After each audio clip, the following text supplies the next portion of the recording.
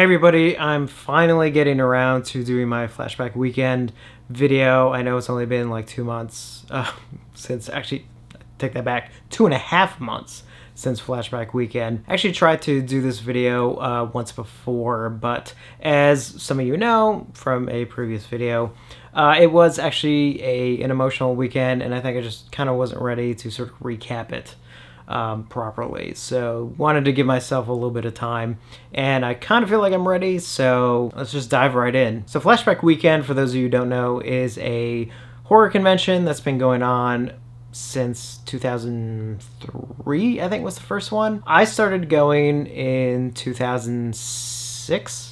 Right? Yeah, 2006 was my first one. It takes place in Chicago, or just outside of Chicago. It's actually in Rosemont. And I've gone to every single one with the exception of 1 year. I think that was the one in 2012. Bummed to this day that I couldn't even go to that one. I mean, my goal is to go to every single one if humanly possible, barring anything out of the ordinary. Even though now I've moved away from Chicago, I still, as I have the last 2 years, and I plan to do going forward, every summer trying to go to Flashback, to go to Flashback, not only because I love the convention, which I do, but I also see so many of my friends there. It's an easy excuse for me to get back to Chicago to see everybody. So now that I'm flying in, not just driving in from about half an hour away, there's obviously a lot more involved. So I fly in Thursday and then fly out Sunday evening. That way I am there all weekend, and my buddy Jerry, luckily, picks me up at the airport and drives me back, so which I always appreciate. And as an added bonus, on Thursday when I got in, he picked me up, and because it was rush hour at the time, so I flew into Midway and we had to drive to Rosemont, which is like 45 minutes away or so. It was just like, you know what, why don't we just kind of grab a bite here before we head on over. What I didn't know, and Jerry's like, well, it's a Lou Malnati's roll by. And for those of you who don't know, Lou Malnati's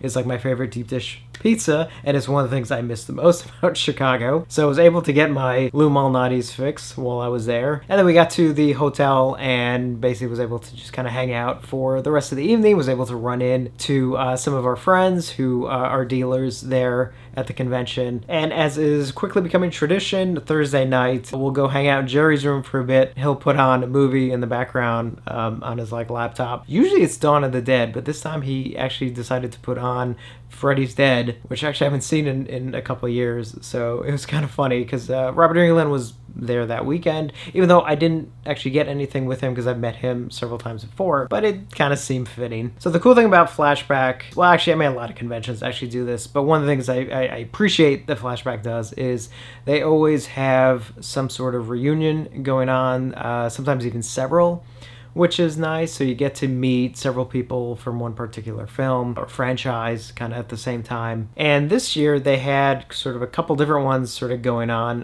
One of the ones, which is why Robert Englund was there, is they had some of the Nightmare people. I had met actually I think all of them before, so luckily I didn't need them this time around. But the ones I was most excited about was the Night of the Creeps reunion. They had like pretty much the entire, you know, main cast there from Night of the Creeps. And then as two of the headliners, along with Robert Englund, they had Bruce Campbell and Sam Raimi. Now, Bruce Campbell and Sam Raimi were only there Saturday and Sunday, so Friday was my main concentration on hanging out with people, but also getting the like Night of the Creeps stuff out of the way that I was doing. So one of the main things I was getting for Night of the Creeps was photo op. So they had a nice thing by getting them on Friday, if you can, is that you kind of move through there like really fast. So I definitely wanted to get the group photo. So everyone who was there for Night of the Creeps was just one giant photo op with everyone in it, which was so cool to see everyone there. I mean, it was like, you know, again, you had sort of all the main cast members. You had Fred Decker there as well, the writer-director, and everyone could not have been nicer. And one of the cool things that is happening now, it's going on for a couple of years, which is sort of becoming very popular at a lot of conventions, is having guests from movies obviously sort of dress up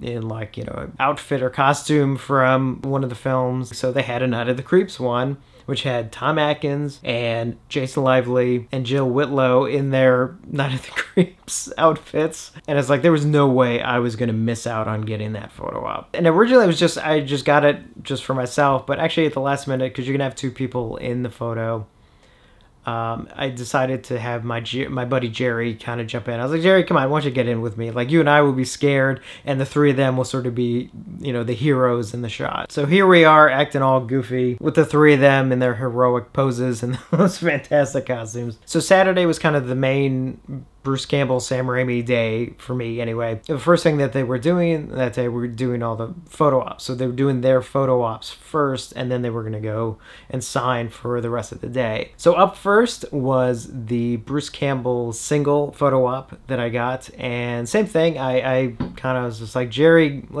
I want you in the photo with me with Bruce. And I had this idea where I was just like, you know what, why don't we act like we're like the biggest fans and he's just kind of like whatever. So as soon as we go up for the photo op, and if you haven't done the photo op, like you move fast. Like you go up, you kind of have like a split second. If you want to do something, you really got to say it real quick. And then, you know, take the photo and then you move on. So Jerry and I go up, we get on either side of him. And I was just like, I was kind of thinking for the photo op, you know, the two of us will be like super excited to meet us, and you just like whatever. And Bruce Campbell was like, I ain't doing shit. And I was just like, okay. So it took me a moment, and then we did the photo, and Jerry and I kind of went away, and I was like, oh man, I hope I didn't piss him off.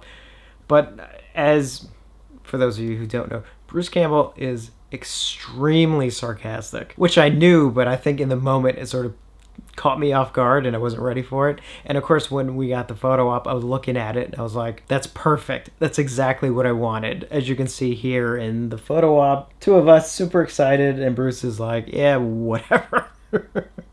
So that turned out perfectly. The next photo op that I did was basically like right after that one was Bruce Campbell, Ted Raimi, and Sam Raimi. And they were kind of doing sort of silly things. So I just figured I'd just go in there with my big giant sort of now trademark, you know, giant smile.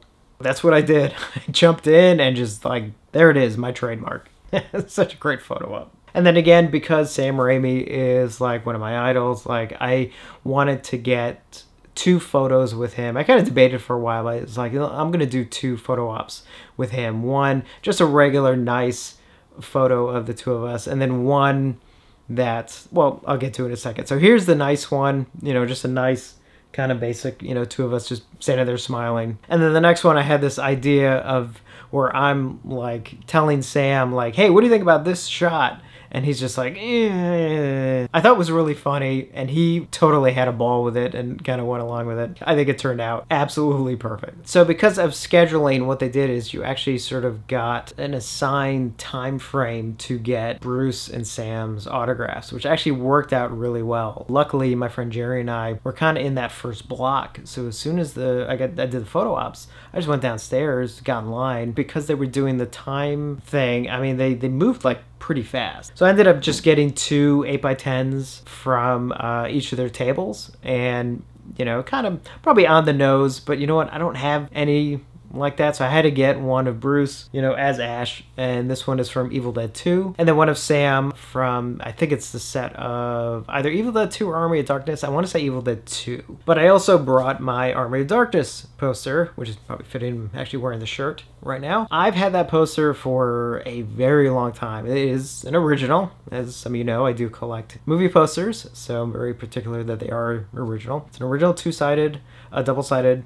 movie poster for Army of Darkness. And I was like, you know what? This is one of those posters where if I only get the 2 of them on it, I'm okay with. It's not other posters where I'm like, I really want to get as many people as humanly possible on them. That was one where I was like, you know what? If I only get those 2, I'm like super happy. So I got Bruce Campbell to sign it and Sam Raimi to sign my Army of Darkness poster. And also had Sam Raimi sign my original Darkman poster, which was kind of nice. He was actually like really excited that I'd brought it. I don't know how many people were actually bringing Darkman stuff for him to sign. So he was really, really happy that I brought it. And I was very, very happy to have him sign it. And then naturally I had to have Sam sign that 8x10 with me, you know, setting up the shot thing, and he got such a huge kick out of that. He was like so happy that we did that. And of course, finally, I had to get all 3 of them to sign the 8x10. So got it for Sam, Bruce, and then I did run up and have Ted Raimi sign it as well. Now, I had met Ted Raimi 2 or 3 years ago because he was at another Flashback Weekend. So this was just kind of a quick thing, but it's great to, you know, see him again. He's such a riot, you know. I mean, all 3 of them are, but, you know, Ted is so funny. And then for the rest of the day, went and hung out at the convention, got to see all my friends. We had a really special Saturday evening, which I'm going to get to in a moment. And then Sunday rolled around, and yeah, it was just, final day of the convention. I sort of went around and really just sort of hung out with some of my friends. I wanted to make sure I kind of said, goodbye to everybody. And something they did this year, which was interesting. Sunday, a lot of times, can be just, kind of a dead day. But what they did is the Bruce Campbell, Sam Raimi Q&A. That's how they ended Sunday. And they ended it by having it literally right after the show ends. So the show ends at 4, and the Q&A is 4 to 5, although I think it was running slightly late. And that really kept people around. A lot of times on Sunday, by like 2:30, it's kind of dead, and a lot of the dealers, they start packing up. But because they had the Q&A going on, there was a lot of people there on Sunday that stayed the whole time. And I was talking to some of my friends there, have dealer tables, and they were just like, man, I'm getting a lot of business today. Usually it's dead on Sundays, and we're doing really good. It was really good to hear that. And of course, the Q&A was, obviously, it was as hysterical and entertaining as you would imagine it to be. So Ted Raimi just came out for a couple minutes, sort of did like a little spiel, and then he introduced Bruce and Sam and everything, and then Ted left because he had to actually get to the airport. He had an earlier flight, and then Bruce and Sam just kind of took over. It was a good hour, I think, or just over an hour, and it was so much. It was just so funny and so entertaining. So one of the reasons why this has taken kind of a while to also do is because it was also a very emotional weekend. As I mentioned in a video back, I think it was beginning of July, it wasn't too long after it happened, one of my very good friends passed away. It was like towards the end of June. It was a shock to all of us, and needless to say, it was pretty devastating. And it was weird because, I was talking to her about, because she was going to go to Flashback this year. We all used to go to Flashback and hang out and everything, and she actually hadn't gone, I think, in maybe 2 years, so she was planning to come back, and we were all messaging each other and everything, and I think she'd just bought her ticket or something, and we all decided to do our own thing Saturday night, have as many people come in as possible, and we wanted to sort of do our own thing where we would sort of honor her. So that's what we did. A lot of friends who weren't maybe originally planning to come out, they at least came out Saturday evening to hang out. Our friend Kelsey made these fantastic bracelets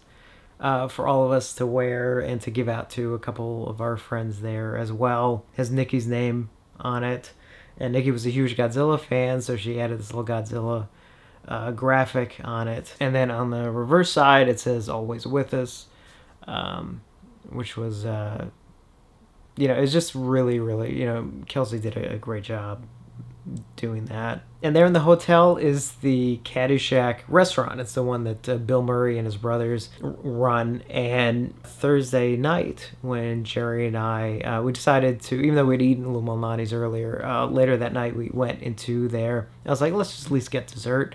And it's like, let's reserve a table for everyone, because there was going to be something like 15 of us or something, and I didn't want to just walk in. So Saturday night we all met up, and it was really good because even my friends Lynnell and Lauren, they just had a baby like a couple of weeks prior, the most beautiful baby you could see. Her name's Scarlett, and I think originally they weren't sure if they could come because they just had a baby, and luckily not only were they able to go for dinner Saturday evening, but they also actually came out for a good chunk of Saturday for the convention. So, getting to hang out with them all day was really, really special for me, and I think for all of us, really. And, there was just a big group of us there. Friday night, a couple of us were up until like 3 o'clock in the morning. Actually, I think it was after 3 o'clock in the morning, I think we were still trying to grasp everything. And then Saturday, just kind of being around everyone. It was, it was really special. And here's one of the photos we took of all of us there, or almost all of us. And you may be noticing that we're drinking Corona. And that's because that was actually Nikki's favorite beer was Corona. She always had Corona, especially at conventions. So we made a point of all drinking Corona in honor of her. And then on Sunday, I got to the airport, had like 2 hours to kill before my flight. So I decided to go and just grab a bite to eat. And because it was a late flight, I think I forget, it left at like 8 something. I mean, I didn't end up getting home until like after midnight. So, it was already a long weekend. I went in, and had some food, and then I saw on the menu that they had Corona. I ordered one. I figured I'd have one more in Nikki's honor before I left. So the waitress brought the Corona, and she knew why I was there. I mean, she was very talkative with everyone, and I'd mentioned earlier about my friend. So when she brought the Corona, she sort of held it up and sort of said to Nikki. It was a nice moment. I just wanted to have one last Corona, sort of in Nikki's honor before I left Chicago.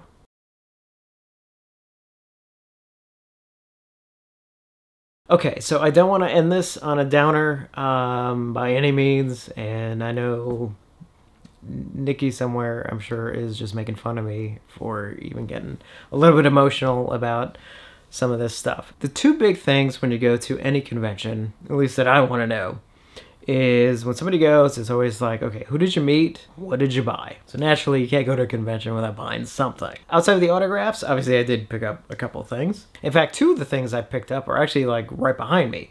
So I'm sure you've seen in a couple of my more recent videos, my Creepshow pillow here, which I absolutely love. I got it from John Kitley's table, Kitley's Crypt, which I'm going to come back to in a second.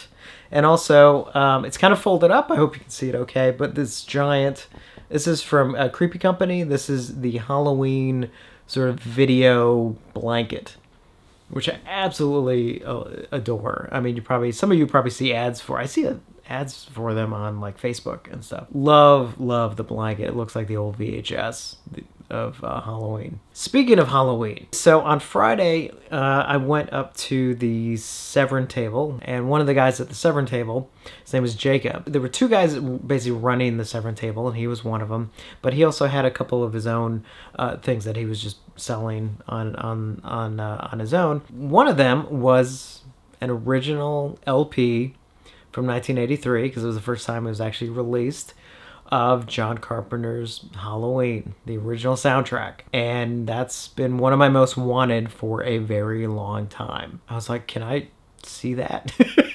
Can I just look at it? And I'm looking at it, and I'm just like, oh man, this is amazing. And the funny thing is, he's like looking at me, and he's like, I've seen you before. And I was just like, yeah, I mean, I come to this every year. And he was like, no, you have a YouTube channel. I was just like, I do. It was like, I watched some of your videos, and I was like, I'm sorry. It was kind of cool. I mean, we chatted about that and stuff, and he's also a big movie poster collector as well, so we kind of talked back and forth. But I mean, I'm looking at this LP of Halloween and everything, and it's just like, oh man, I was like, oh man, I really want this. It's a little pricey, but that doesn't surprise me. I mean, they're not cheap when you find them, but he actually gave me a deal on it. And it's like, I cannot say no to that. I think that actually might have been my first purchase of the weekend, if I'm not mistaken. So I have an original LP of Halloween, and what I did was I took the cover and put it in a frame, and now to the right of my desk, I have 2 of my favorite soundtracks. John Carpenter's, Escape from New York, the original LP, the cover in the frame, the record I have safely secured, and now Halloween right above it. And every time I just look over and I see the 2 of them there on my wall, it makes me so happy. But it didn't end there. So on Saturday, wandering around and walked past and just kind of said a quick hi to Jacob, and he was like, hey, come here. I was like, yeah, what's going on? And he was like, I brought something for you. He reaches inside his bag, and he pulls out a single LP, and it was the original Japanese single of the Fright Night song, the one by Jay Giles Band from the film. And he was like, I know you love Fright Night, because he saw my flashback video from last year where they had the Fright Night reunion and how much I gushed over that. Because Fright Night is my favorite vampire film, and it is one of my favorite horror films. And I'm looking at this thing, and this thing is amazing. I mean, it's in fantastic shape, because, I mean, that thing goes back to 1985. And I was like, oh, this is incredible. Like, how much do you want for it? He's like, nah, it's yours. I was like, no, I have to give you something for it. He's like, nope, don't worry about it. So here's the thing. I get very sheepish when people give me stuff. Like, I love to give people stuff, but it's funny how when people give me stuff, I'm like, no, let me give you something for it. I always feel weird about it. So, you know, he's trying to give me a gift, and I'm just like, no, I need to give you something. You know, it's like going back and forth. And he was just like, look, I want you to have it. And I was like, thank you. This means so much to me. So now I have an original single for Fright Night. It's a Japanese single. I mean, it's like, it's amazing. And one table there had some really interesting sort of artwork and kind of different things. And one of them, obviously, the moment I saw them, I could not say no. Because what are the two films that if you have something of, there's a good chance I'll buy it or definitely be very tempted depending on price. And that, of course, is Creepshow and Halloween 3. So first off, they had this really awesome like VHS like display piece, and it lit up inside the VHS. And so they had one for Creepshow, which looks amazing. And I hope you can see in the photo that inside the VHS tape, you turn the light on and it's a red light, and it looks so good. And then, of course, there's a Halloween 3 one. Again, you know, on the inside of the tape, you turn on the light, it has an orange light. Looks fantastic. I had to get both. Also had a Halloween 3 coffee mug, which I was like, that's going to look so good on my Halloween 3 shelf. And yes, it does. And they had these sort of like fan-made Creepshow figures. Now, I know Monstars is making official Creepshow figures that are really, really awesome. They're very similar to kind of like the reaction figures. But they had these like fan-made ones, which are both cool and very, very funny. I think I ended up picking up, and because they were cheap, I mean, I think a lot of, you know, you go to any convention, and I think somebody's selling these. And that is the original Freddy's Dead 3D glasses from when the movie came out. You know, they're really not hard to find. I think, you know, again, you go to any convention, and there's a good chance somebody's going to have like a whole bunch of them. And they were pretty cheap, so because Jerry and I literally just watched it Thursday night, I decided to get a couple. So I gave one to Jerry, I gave one to Lyndall, and obviously got one for myself. And then I stopped by the Horror Host table and picked up a couple pins and a hat. And the hat you've already seen in some of my other videos. In fact, I have it right here behind me. It's this little Halloween cap that I actually have been wearing quite a bit lately. And as you can tell, it's the model after the Halloween, the jack-o'-lantern at the beginning of the original Halloween, which is nice, and it fits really well, even though it has some cat hair on it at the moment. And I picked up a couple pins and a keychain. So the keychain is of Fluffy from Creepshow, which looks great. And then I got a pin of Jordy Verrill, you know, at the end of his segment, spoilers. And then I got two repo pins, you know, one sort of the regular, and then there was a variant of it. And so for those of you who don't know, I actually did a Repo the Genetic Opera. I did the shadow cast of that years ago in Chicago. It was part of the Chicago one, and I did Luigi, which is Bill Moseley's character. For those of you who don't know, shadow casting it's like Rocky Horror, where you perform the film while it plays behind you. So anytime I see something Repo, I usually have to probably pick it up as well too. So as soon as I saw the pins, I was like, yeah, I gotta get the pin. Stopped by the Full Moon table actually on Sunday,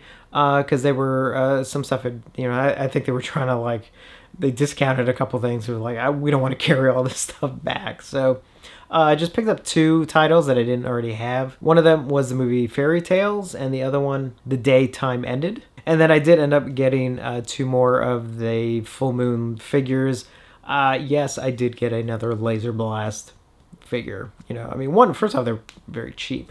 And two, I mean, for those of you who don't know, Laser Blast has a lot of meaning for me. When I was very, very young, one of the first movies my parents let me rent, sort of where I got to pick out the film, and it was, you know, it wasn't like some kids movie, was Laser Blast. That movie has always had a very special meaning to me. It was like my introduction, you know, to horror video where like I kind of felt like I had some control over what I watched. One cool thing too, Lisa Wilcox, who was in Nightmare on Elm Street Part 4 and 5, she played Alice. At her table, she has these really cool sort of Nightmare on Elm Street nunchuck magnet thing, which is like really, really cool. It says Alice Lives on it, and then on one, and then the other one, you know, it has like the, you know, the red green stripes on it. It's just a little tiny magnet. She just has it at her table. And my friends Jill and Greg were there, and they, you know, they do a lot of conventions. They run Licks.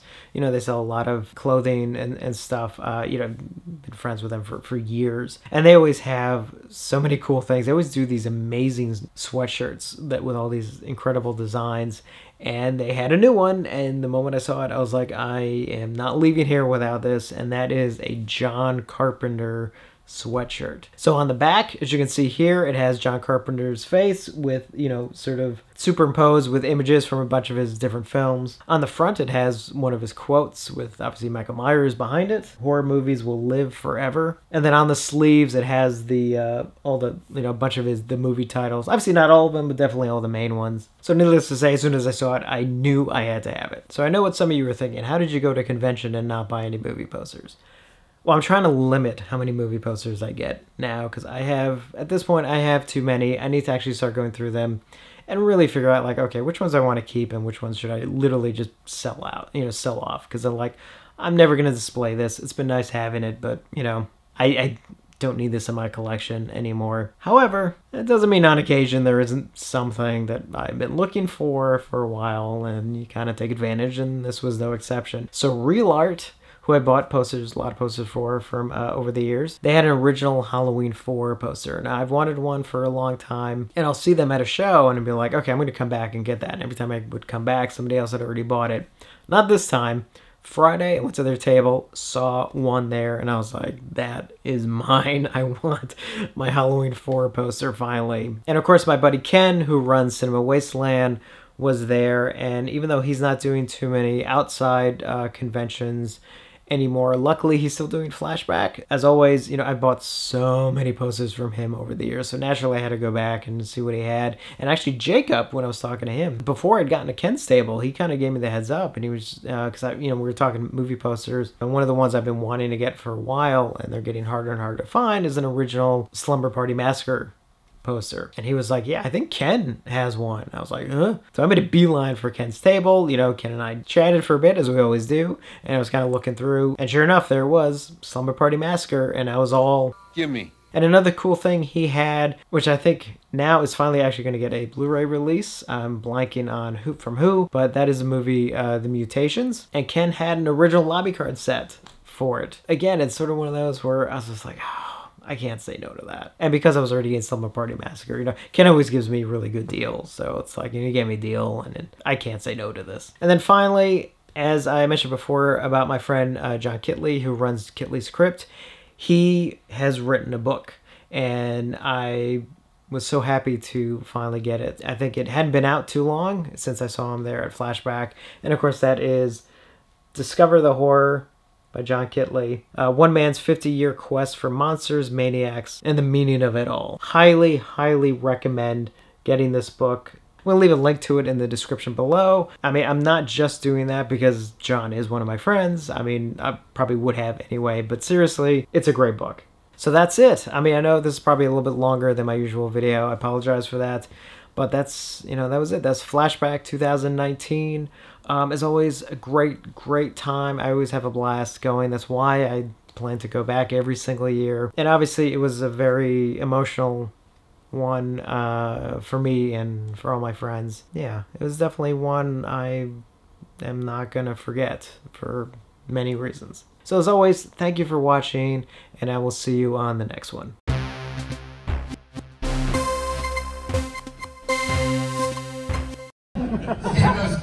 Drop a few drops. Oh, God. Drop hit me right in the center of the forehead. Sam goes, yeah, we're ready. But now to show how much he cares, I go, Sam, how long will this last? He always has the same question. Sam has no answer though, so he looks to the special effects guy. Hey, pal, like he's Mr. Authority. Hey, how long is this gonna last? The guy shrugs, I don't know. He does 55-gallon drums, 55 gallons worth? I don't know, man. I don't know how long it's gonna take. So Sam goes, if you're drowning, wave your arms around.